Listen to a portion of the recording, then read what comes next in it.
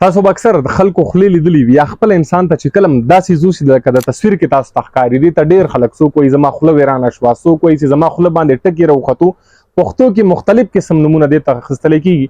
په انګلیش کې دې ته موږ څه وایو موت السر هم دې ته وایو، د دې یو بل قسم دی چې هغه د موت السر قسم دی، هغې ته موږ څه وایو کینکر سورز هم دې ته موږ وایو.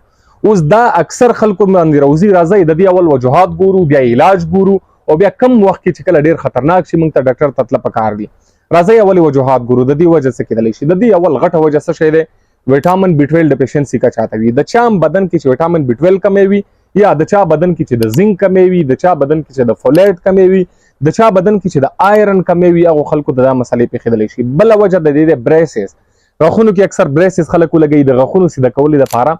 هغه چې کله هم د دننه طرف ته وری زموږ شونډې ډیمیج کوي که نه، د هغه وجې هم دا کېدلی شي. یا د اکثر خلکو غاښونه ګډوډ وي، غاښونه یې خراب وي، یو طرف ته وتلي وي بل طرف ته وتلي وي، نو هغه کله هم چې د شونډې یا وری ستاسو وهي نو د دې د وجې هم دا کېدلی شي. بله وجه د دې د ډېر ګرم خوراکونه کول، څوک چې مرچکي خوري یا سپایسي فوډ چې نور هم څومره دی هغه کول، د هغه د وجې هم کېدلی شي. بله وجه د دې دی ډېر ګرمې اوبه څښل یا ډېر ګرم چای څښل، د هغه وجې هم دا کېدلی شي. بله وجه د دې د انفیکشن، وایرل انفیکشن که چاته کېږي یا سور تروټ چاته وشي، د هغې مرۍ خرابه شي، د هغه د وجې هم کېدلی شي. د دې بله چې کومه وجه دی هغه د ډېر زیات هارډ ټوت برش چې کوم وي، چې کوم باندې موږ غاښونه برش کوو، ټوت پیسټ داسې وي چې ډېر سخت وي، یا موت واش څوک استعمالوي ډېر سخت وي هغه موت واش، یا برش وي چې ډېر سخت وي، د هغه د وجې هم دا کېدلی شي. نو دا یو څو وجوهات دي چې د دې د وجې دا کېدلی شي. اوس دا ډېرو کیسونو کې دا داسې دی چې دا خطرناک شی بالکل هم نه دی. دا 7 ورځو نه واله تر 10 ورځو پورې، یعنې یو هفته یا 2 هفتو نه پس دا خپل هم ټیکېږي که دې ته علاج وکړي که دې ته علاج ونه کړي.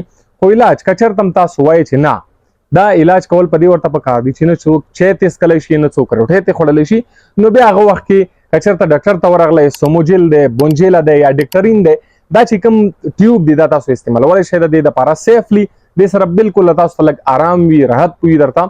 اوس دې کې یو خبره دی، اوس که چېرته هم چاته موت السر وشو، کینکر سور چاته وشو، اوس کول څه پکار دي؟ ګورئ ډاکټر ته کوم وخت کې تله پکار دي، ولې چې دا هر ټایم دا سیف نه وي. ډېرو کیسونو کې داسې دي که کله هم تاسو ته پته ولګېده چې دا د سره چې کوم ډټونه دي، موت السر چې کوم دی، کینکر سور چې کوم دی، دا که کله هم په سر کېدلي باندې شو او غټېدلي باندې شو، چې پوهېږئ چې دا ټکی چې کوم دي دا غټېږي او سر کېږي، نور هم ورځې نه بلې ورځ ته سیوه کېږي، کمیږي نه.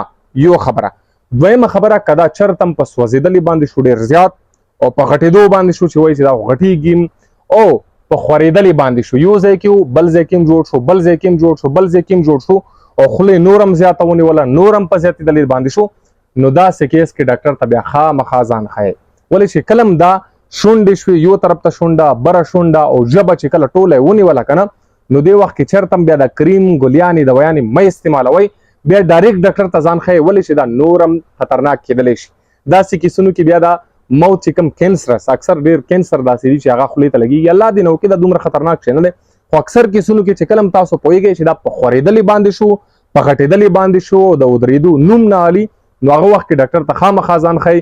کني که کله هم تاسو ته دغه څیز وشي، موت السر تاسو ته وشي، کینکر سورس تاسو ته وشي، نو تاسو دا یو جیل چې کوم دی یا جیل نه بغیر که چرته هم روانلی، بالکل دا ټکېدلی شي یوه هفته کني 2 هفتې، دا بالکل هم ټکېدلی شي.